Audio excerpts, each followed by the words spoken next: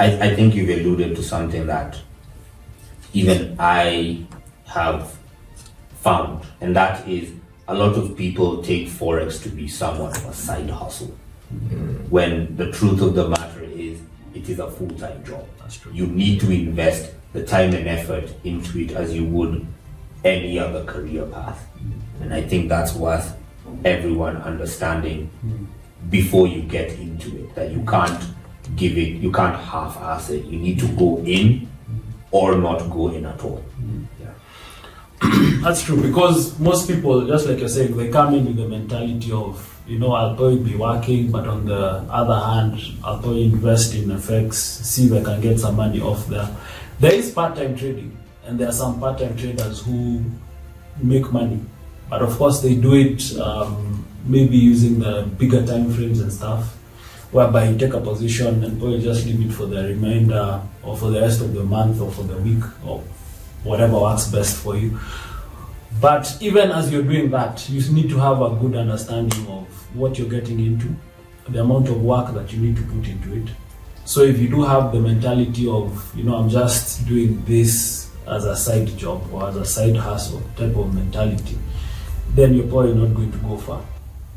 Because Forex is a business, just like every other. It is a career, just like any other career. So it takes time, and of course you need to end up putting in everything that you have into it to really make sure that you can get the most out of it.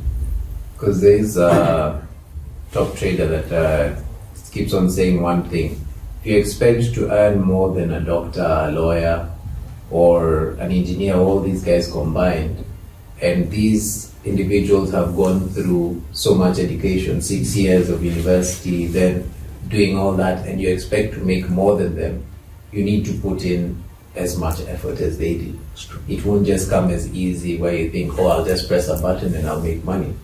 You need to put in the time, the effort, plant a seed. You have to, before anything can grow, you really need to invest in yourself, learn as much as possible. As John said, there's no trader. You find all these top traders, if you ask them how long it took for them to become successful, no one tells you that they became successful at the beginning. Nearly all of them say they had years of losses. But the fact that they did not give up and invested in that time to get to the level that they're at. So it's not a get-rich-quick scheme where you can just quickly make money. Yeah, you have to really invest in education, your time, invest in yourself as much as possible. Yeah, put in that as much effort as a doctor or a lawyer would put, because you do plan on making more than them. Yeah. So with all the thousands and everything that they show you on the social media pages, Right. what you really need to understand is the story of how they got there. Yeah. And the pain and everything that they had to go through to make sure that they end up becoming the best, just like Mitch is saying, to end up earning more than, doctors, lawyers, pilots combined. You really need to make sure that you have to put everything that you have into it. Okay. Yeah. And you've alluded to something that's, I think, quite important to be touched on. And that there is what you guys are, which is retail traders. Yeah. And on the other hand, there's institutional traders. I think just for the public, just kind of help us understand the difference between the two, so that people understand what side of the coin you guys are actually on. Well, we are retail traders. Being retail traders, we're not, in the background, we are the liquidity providers for the big banks and institutions who ideally do move the markets. So we as individuals, as retail traders, have to really analyze the market ourselves, make the decisions ourselves, put the risk as depending on how much you have invested yourself to actually be able to know whether or not you're buying or selling. With an institutional trader, it's more of a situation where they're just told buy this much worth of this or sell this much worth of this, and there's not really as much research. Because looking back at the trader who was trading for the bank that I used to work with, they did have a 500,000 shilling target every day, but the way they were trading was much different. It did not necessarily matter how much the market moved per se, but he was making money in a different way based on the orders that were coming in and what he could do based on that. So it's a whole totally different ball game when you're a retail trader, where you're just analyzing the markets and you don't have access to as much information as institutional traders do. Yeah. Which put it very well. So we basically get the institutional traders are what? They're like the big boys, actually, if you think about it to some extent. They're looking for our money. So as retail traders, we try as best as possible to make sure that we're hiding our money from the institutional traders, and probably try and see if we can end up aligning ourselves in the direction where they're trying to take the market. So we basically provide liquidity for them. Okay. Yeah. So, is Forex trading gambling? But it depends. I guess there's some people who would treat it like a gamble, where they don't know what they're doing and they would buy and sell, or depending on I think that's the main reason why I guess gambling and or Forex is related to some extent, is because of the fact that the market is either going to go up or down. If you think it's going to go up, you buy. If you think it's going to go down, you sell. So in terms of the fact that there are only two options of ideally where the market can go, then you'd find people saying it's a gamble because they don't or can't identify where the market is going, whether or not it's going to go up or down. But we, as Afriforex and as traders right now, we do our research in the morning. We analyze the market and we try and identify where is the market going. Like, you would not go buy a house and just say, oh, this looks good, and just buy. You'd find out what's nearby, what's close, like how the amenities. There's a lot of research you would do before you invest in something like that. But yet people in trading, they would just be like, okay, I'm buying, and not actually putting that much work and research to find out, is the market actually going to go like this or like this, to get the trades or your trading in your favor to have a higher probability of working out. Because it is about probability. You will never be correct 100% of the time, but if you can be profitable or ideally have a higher, what's the word?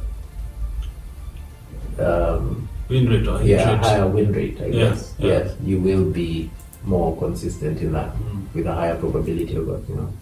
Yeah. So I think the boundaries between the how much research you end up doing and how much risk you also end up taking is what determines whether you're gambling or you're taking an informed decision and investing smartly. So, like the same way we were saying, if you're buying a house, how much research do you actually do? You don't gamble with your money there. So why is it that if you end up approaching the charts with a mentality of let me try, then definitely you're gambling. If you're making an informed decision and you're sure you've done your research, you know that a certain currency pair is going in a certain way, then it's not gambling. And then also the risk aspect. If you're trading money you can't afford to lose, then you're gambling. Yeah. Because risks and losses, definitely that's what Forex is all about from time to time. Of course there'll be the wins and everything, but you can't expect a win each and every single time. So if you come with the mentality of you have to make it or you're gonna make it, chances are you're gambling. Right. Yeah. Okay. So let's get going back to Afriforex. Yeah. What would you say when you look at Afriforex as an organization? What do you want the public to know of Afriforex? What does Afriforex offer the general public? I think the main aim, because our goal even before was to help people make money, and that has not changed. We do want to help people make as much money as possible. We want people to have financial freedom. So our main goal, even based on everything that we do, with the education, even with morning analysis sessions where we do offer after us doing our own research, telling people, oh, this is what we have identified and are looking to buy or sell. All that is in mind or in relation to trying to help people make money. How can we do it? What's the easiest way or the best way to help as many people as possible? So if we can get people to be financially free, that's a good thing for us. Yeah. That's true. Actually, even our slogan is building fortunes. Not ours. Everyone's fortunes, you know? Right. Yeah. Yeah, so building fortunes. So even in line with that, just making sure that we help as many people as possible get into the Forex markets the safest way and the best way possible. I know there are lots of ways out there of how you can end up getting into the Forex market. But we just want to make sure that we give the best possible option out there in terms of getting into the Forex market.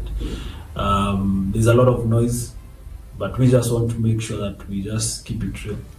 You know, by being as honest as possible as far as any information that anyone wants to know Forex, they can end up counting on us. Okay.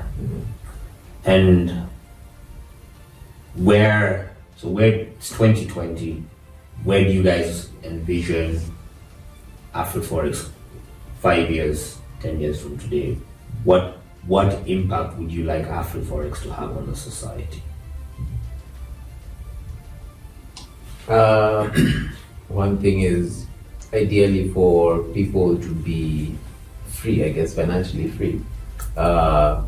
Where in 5-10 years, hopefully, with the people that we have trained, we do want to keep developing traders, so that at some point in time we do plan on getting our money managers license, and at that when that time comes, we will hopefully have a community of traders who we can rely on, and we can also actually give them money to actually trade and help them out in that way, where they can end up earning commissions, to an extent becoming a sort of hedge fund, yes, in the long run, but ideally with the people that we have taught.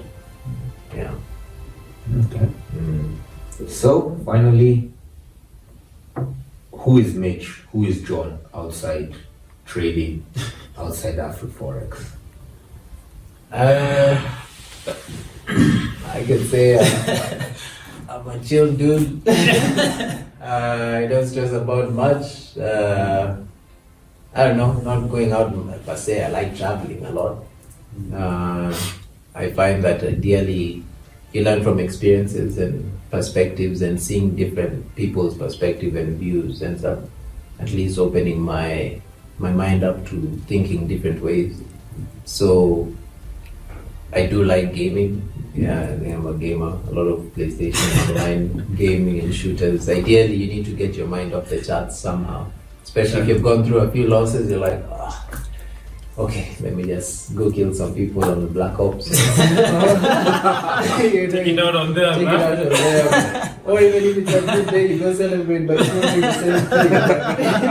same thing. Ideally, you just become calm and so don't like stressing much, but I'm helpful. Like I do want to help people. Yeah. Because I see it, you can be of service to as many people. That's the way to live, I guess. You didn't mention Netflix, chill, stuff like that? Not really. No. I don't really watch much shows. I'm glad you sold it. Talk about Netflix and chilling. Okay, I watch Netflix and chill a lot with myself. But I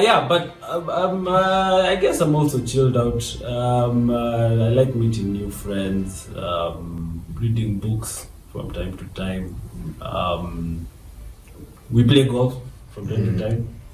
I'm not much of a traveler. Like Mitch loves to travel a lot.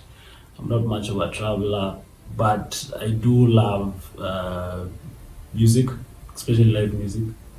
So in my free time, I play guitar or drums. And stuff like that. So you play in your church, don't you? I do actually play in my church. In the church band. The church band. Okay. But we do not sing. We don't sing. Yeah. Okay, guys. Thank you so much. I think you've given us a little bit about the insight of Forex, about Afriforex, and about you guys. We'll continue to do this a lot more often, kind of discuss what's going out there in the world and so on and so forth. So to the public, please just look forward to a lot more of these videos coming out every now and then. But for now, thank you so much for taking the time to listen to this video and get to know a little bit more about these guys and about Afriforex as a whole. Cheers. Awesome. Cheers, guys. Remember to like and Subscribe. Subscribe. cheers, guys.